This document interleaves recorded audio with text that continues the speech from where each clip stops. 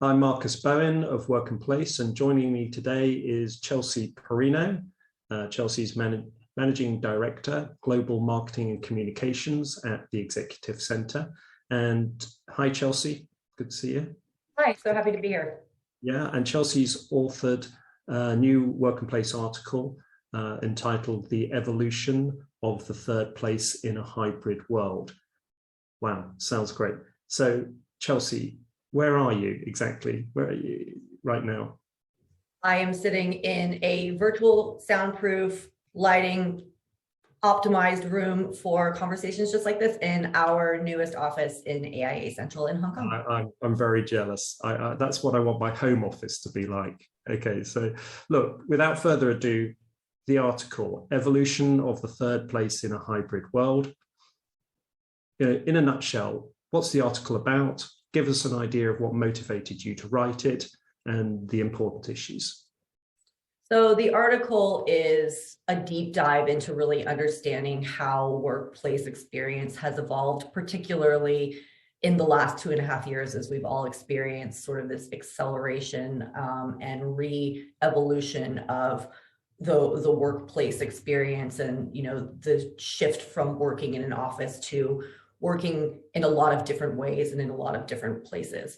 And it talks about and kind of digs into what is the difference between the definition of hybrid working, what does the role of third places play, and what do third places actually mean? And it looks at the duality of third places as a physical place, but also a mindset. And it talks about, some of the shifts in the way that people are thinking about work. Yeah, we really enjoyed it, and it's got some great sort of diagrams and graphics to help people to really understand this subject. So I commend you to commend it to our readers. But in terms of learning outcomes for workplace practitioners, what do you think they're going to get out of your article? Well, the reason that I wrote this article to begin with is because I think there's a lot of sort of murkiness around what does hybrid working actually mean, and what are the questions that we need to ask as workplace practitioners to our clients so that we're actually able to deliver a solution that's going to be the best for their employees.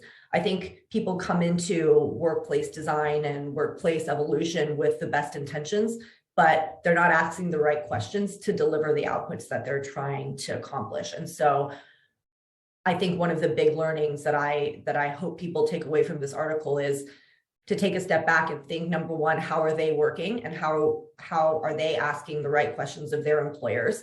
And then, of course, as workplace practitioners, how are we asking those same kinds of questions to our clients? Perfect. In the podcast, actually, we go on and talk about fake hybrid. We're not going to do that here. But just in a nutshell, why are these terms like hybrid work and third place misunderstood? Do you think it's just an educational process? Or do you think there's some other force which is deliberately misusing them? Well, I think everybody jumped on the hybrid bandwagon first because they were almost forced to because of COVID and government policies that didn't allow people to work in the office. And then sort of the next phase of that was, wow, people really liked this idea of choice. And so a lot of companies are now trying to understand, what does that mean, right? And I think the idea of fake hybrid kind of comes from a disconnect between the policies that are being designed and the empowerment that's put in place. And in the article, there are a lot of diagrams that kind of look at, the willingness to work remotely and the ability to do so, and what are the factors that sort of play a role in people's decisions to work in one place or work in one way versus another. Thank you. Yeah. In your article, you talk about and explain that we're witnessing, you call it a re-evolution. It's a revolution in workplace culture. Could you just give us a few sound bites on what you're getting across there in your article? Well, it goes back to this idea of the mindset, right? People were working in a specific sort of way pre-COVID because that's the way that it was done for, centuries, right? Decades at least. And now why I call it a re-evolution, so a revolution and an evolution combined, is because people are now experiencing new ways of working, but the tools that they need are not necessarily delivered to them yet, right? So it's a revolution because people are saying, hey, we want choice. We want to work in a different way. Give us the resources, give us the tools to do that. And it's an evolution because it's slowly changing, right? It's not something that went from night to day, right? Maybe in one context it did, because we went from working in an office to working from home. But the actual process now is we're coming back and people are saying, wait, I don't want to work at home all the time. That's not what I'm asking for. I'm asking for this hybrid model, but what does that mean? So that's kind of what the article digs into.